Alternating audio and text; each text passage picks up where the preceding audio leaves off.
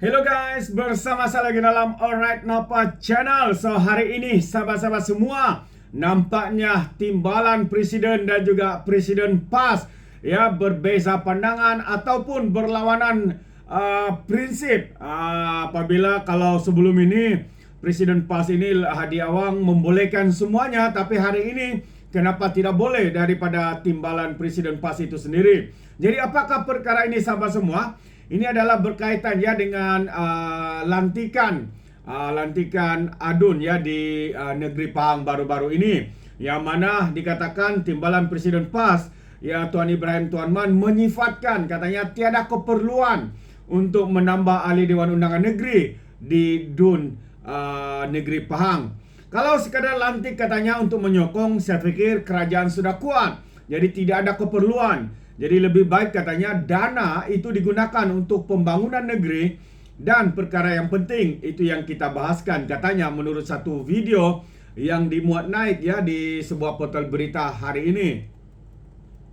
Beliau memberikan komen itu kepada media selepas Dewan Undangan Negeri DUN Pahang meluluskan usul ya Menteri Besar Datuk Seri Wan Rosdi Wan Ismail untuk melantik ADUN lantikan pada 13 Mei yang lalu. Itu antara yang berlaku. Beliau yang juga ADUN CK ya mengakui bahawa semua segmen yang mempunyai exco yang mewakili, namun menyifatkan ianya lain jika ada wakil daripada orang asal. Itu berbeza katanya persepsi dia daripada exco dan orang asal asli.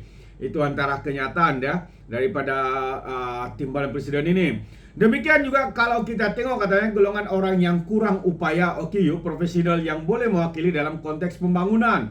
Jadi sebab itu kami melihat pertamanya tidak keperluan untuk menambah ADUN ya, sebab tambah ini sebagaimana disebut Saudara Hamdan RM 1.5 juta baru emolumen belum masuk lagi peruntukan, ujar beliau lagi. Jadi itu antara kenyataan ya daripada Tuan Ibrahim Tuan Man. Jadi sahabat semua, kenapa kita katakan hari ini Tuan Man Ibrahim ini melanggar apa yang dikatakan oleh presidennya sendiri.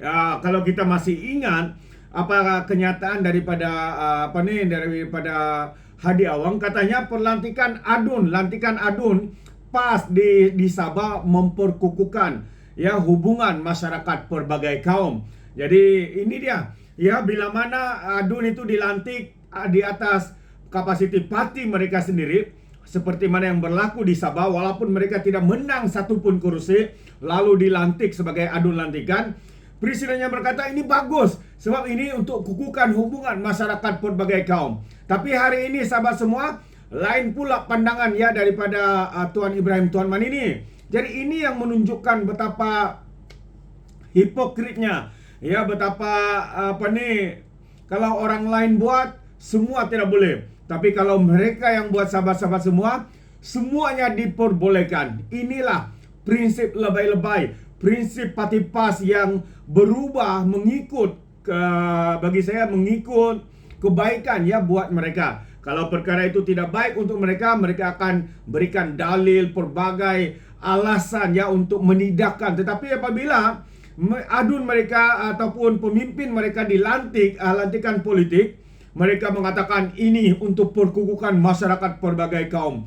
Wow, hebat sungguh ya, mereka memusingkan fakta. Tapi perlu diingat sahabat semua, hari ini rakyat Sabah sudah pun bersuara agar lantikan politik daripada parti PAS di Sabah ini akan disingkirkan ya pada pilihan raya negeri yang akan datang.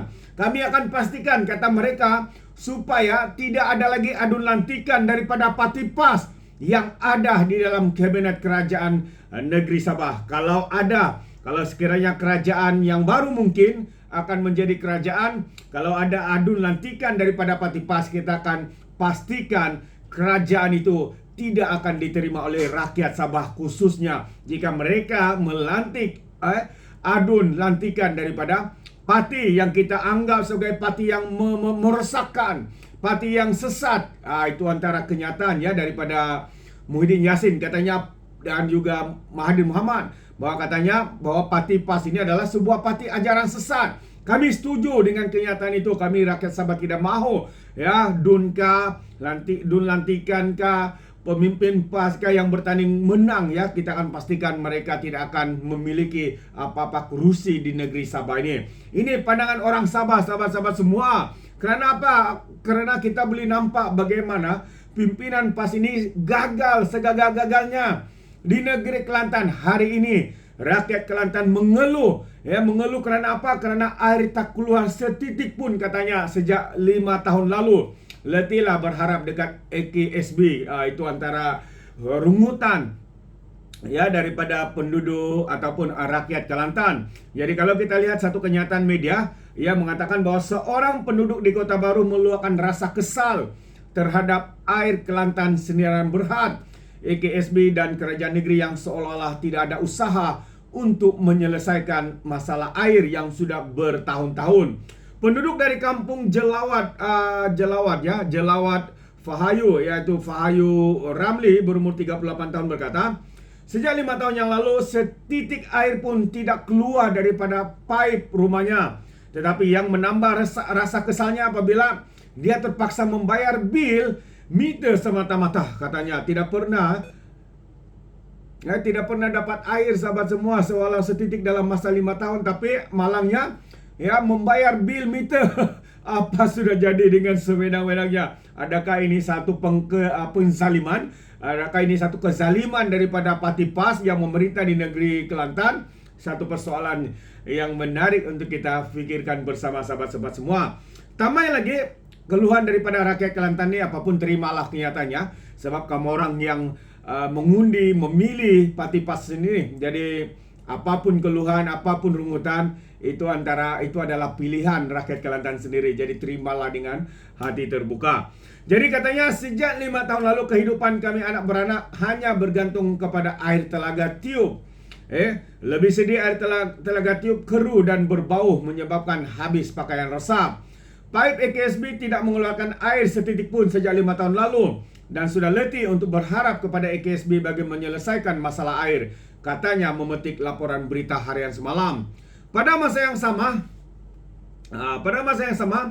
Presiden Tindakan Rakyat Kelantan Aiman Yusri Muhammad Yusof menyifatkan kerajaan negeri seolah-olah gagal menyelesaikan masalah berkenaan kerana sehingga kini rakyat berdepan masalah yang sama. Katanya bukan hanya satu daerah, sebaliknya semua daerah berdepan dengan masalah air. Ada yang saya turun padang melihat penduduk terpaksa mengambil air sungai sejak beberapa tahun disebabkan bekalan air yang bersih tidak ada ataupun tidak sampai. Sudah dijanjikan berkali-kali begitu banyak sekali, tapi masalah air masih berlarutan. Sehingga kini selepas lebih 30 tahun, katanya saya tidak nampak usaha air Kelantan Sendirian Berhad dan kerajaan negeri dalam menangani masalah air. Sepatutnya AKSB atau kerajaan negeri menambah bilangan lori bagi menghantar bekalan air ke kawasan yang terjejas. Bukannya hanya mengumumkan projek jangka masa panjang semata-mata, katanya seperti yang dilapor. Itu dia. Ini antara perkara yang menarik ya untuk kita bincangkan sahabat-sahabat semua. Bagaimana bisa mungkin negeri dipimpin oleh Parti Islam Se-Malaysia PAS menjanjikan janji yang begitu mengharum, kalau pilih kami kamu akan hidup senang lenang, kami akan sediakan apa yang perlu. Tapi keperluan utama seperti air ini pun tidak mampu mereka selesaikan, sahabat-sahabat semua. Hari ini rakyat Kelantan mengeluh satu demi satu. Kalau semasa hari raya, sahabat semua, kita mendengar keluhan daripada berbagai pihak. Mandi tidak cukup, makan untuk buat memasak, keperluan untuk memasak dan sebagainya tidak ada ya, disebabkan bekalan air bersih yang dijanjikan oleh kerajaan PAS negeri Kelantan ini menjadi janji tinggal janji, sahabat-sahabat semua.